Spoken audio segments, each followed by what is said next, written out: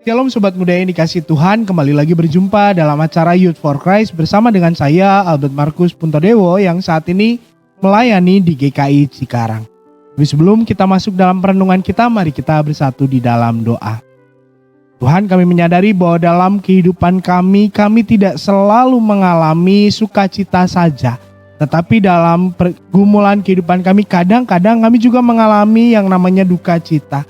Pergumulan dari yang kecil sampai yang berat. Dan di saat-saat itulah Tuhan kami mulai mempertanyakan di manakah Tuhan dalam kehidupan kami. Tuhan, terkadang di dalam saat-saat sulit yang menghampiri kami mulai melihat Tuhan secara tidak terlalu jelas di dalam kehidupan kami.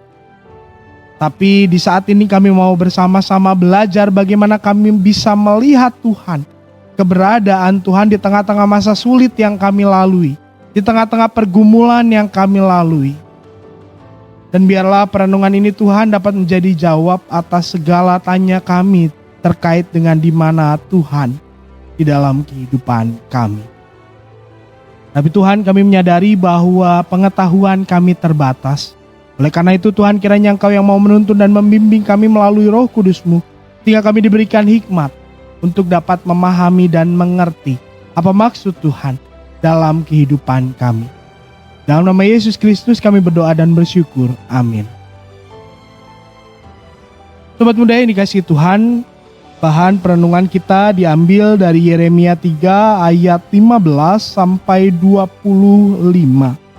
Tapi yang menjadi dasar perenungan kita adalah di ayat 22 yang berbunyi demikian. Kembalilah hai anak-anak yang murtad, aku akan menyembuhkan engkau dari murtadmu. Inilah kami datang kepadamu, sebab engkaulah Tuhan Allah kami. Rekan muda yang dikasihi Tuhan, ada sebuah cerita tentang seseorang yang bernama Doni. Doni pada hari itu hendak mencukur rambutnya, sehingga dia pergi ke tempat cukur rambut langganannya. Lalu dia berjumpa dengan tukang cukur rambut langganannya yang bernama Tono. Nah, di saat itu Tono mulai bercerita sambil mencukur rambut Doni. Begini katanya. Don, sebenarnya Tuhan itu ada apa enggak sih? Karena aku kok merasa Tuhan itu enggak ada di tengah-tengah kehidupan manusia. Lah kalau Tuhan itu ada, kenapa dalam kehidupan manusia masih ada penderitaan? Kan kalau Tuhan itu ada, mestinya kehidupan manusia semua bahagia. Gak ada yang namanya penderitaan sebab Tuhan itu baik. Lalu Doni mulai merenungkan kata-kata dari Tono yang adalah tukang cukurnya itu. Setelah selesai dicukur, Doni kemudian keluar dari tempat potong rambut itu. Lalu di luar tempat potong rambut itu Doni mulai melihat beberapa orang yang melewati tempat cukur rambut itu, tapi mereka tidak masuk ke sana. Beberapa di antaranya ada yang punya rambut yang gondrong, ada yang punya rambut yang kurang rapi. Mereka melewati tempat potong rambut itu tetapi tidak berhenti di sana. Mereka memilih untuk tidak mencukur rambutnya. Dari perjumpaan itulah kemudian Doni mulai mendapatkan sebuah pencerahan tentang pertanyaan yang diajukan oleh Tono. Lalu dia kembali masuk. Dan dia bertemu dengan Tono dan mengatakan begini. Mas Tono lihat gak di depan itu ada banyak orang lalu lalang lewat di depan tempat cukur Mas Tono. Beberapa di antara mereka ada tuh yang rambutnya kurang rapi. Ada yang rambutnya mungkin bercabang. Ada yang rambutnya sudah sangat gondrong. Tapi pertanyaannya, apakah semua dari mereka memilih untuk datang kepada Mas Tono dan mencukur rambutnya di sini? Tidak. Tidak semua orang memilih untuk datang dan mencukur rambutnya. Nah, Mas Tono, Tuhan itu sama dengan keberadaan Mas Tono dan tempat cukur rambut ini. Banyak orang yang mungkin membutuhkan, tetapi toh tidak semua mau datang. Mas Tono dan tempat cukur rambut ini juga selalu ada dan tersedia. Tapi kalau orang itu memilih untuk gak datang, apalagi yang bisa dilakukan? Sama seperti Tuhan selalu ada, menyediakan dirinya bagi umatnya. Tapi kalau umatnya gak mau datang, ya buat apa? Apa yang bisa Tuhan lakukan? ketika umatnya tidak mau datang kepadanya. Saudara-saudara yang dikasihi Tuhan, ini mengingatkan kita pada kisah dalam Yeremia 3 yang tadi bersama menjadi bahan perenungan kita. Di dalam kitab Yeremia, bangsa Israel sedang mengalami kesulitan dan penderitaan. Tapi apakah di tengah-tengah kesulitan dan penderitaan itu mereka kemudian mengingat Tuhan? Tidak. Justru kesulitan dan penderitaan itu hadir karena mereka begitu jauh dengan Tuhan. Di dalam masa-masa makmurnya, bangsa Israel melupakan Tuhan, menjauhi Tuhan.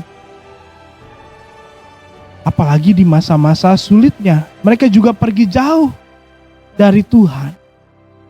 Sehingga mereka harus melalui penderitaan demi penderitaan.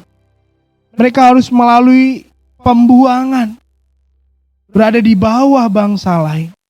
Semua itu karena mereka memilih untuk jauh dari Tuhan.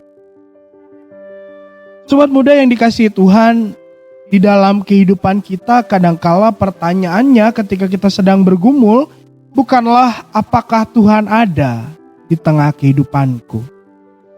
Tapi adalah soal apakah kita mau untuk datang kepada Tuhan yang selalu menyediakan dirinya bagi kita. Apakah kita mau untuk menjumpai Allah dan memohon pertolongannya ketika kita sedang ada di dalam situasi yang sulit. Karena hanya Allah yang sanggup untuk memberikan kita jawaban, menuntun kita kepada situasi-situasi yang lebih baik di tengah-tengah kehidupan kita. Oleh karena itu, marilah kita sekarang mulai untuk memikirkan bagaimana caranya kita datang kepada Allah di tengah-tengah segala pergumulan kita, sehingga kita dapat masuk di dalam dekapan kasih-Nya. Mari kita tutup renungan kita ini dengan berdoa. Mari kita berdoa. Tuhan, di dalam segala pergumulan kami, baik yang besar maupun kecil, kami seringkali melupakan Tuhan. Kami seringkali justru mempertanyakan di manakah Tuhan. Di tengah-tengah kehidupan kami, alih-alih datang kepada Tuhan, berupaya untuk menggapai Tuhan dan memohon pertolongan kepada Engkau. Kami kemudian dengan angkuhnya berkata bahwa Tuhan itu tidak ada di tengah-tengah kehidupan kami. Padahal Tuhan selalu menyediakan diri untuk mendengarkan segala pergumulan yang kami hadapi. Ampunilah kami ya Tuhan. Dan biarlah sekarang kami mulai belajar untuk membuka diri kami kepada Tuhan. Sehingga Tuhan dapat memberikan dekapan kasih-Mu kepada kami. Dan kami dapat merasakan kehadiran Tuhan di tengah-tengah pergumulan kehidupan kami yang berat. Dan biarlah kami terus bertumbuh menjadi semakin serupa dengan Kristus. Di dalam nama Yesus Kristus, Tuhan dan Juru Selamat kami yang hidup, kami berdoa. Amin.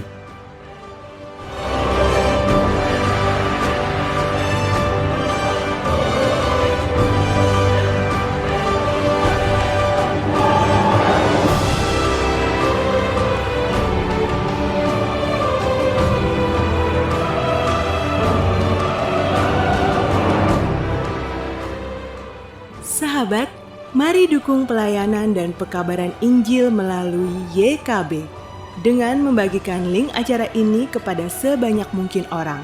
Dukungan juga dapat saudara lakukan dengan mentransfer dukungan finansial ke rekening BCA ke nomor 450 305 2990 450 305 2990 atas nama Yayasan Komunikasi Bersama.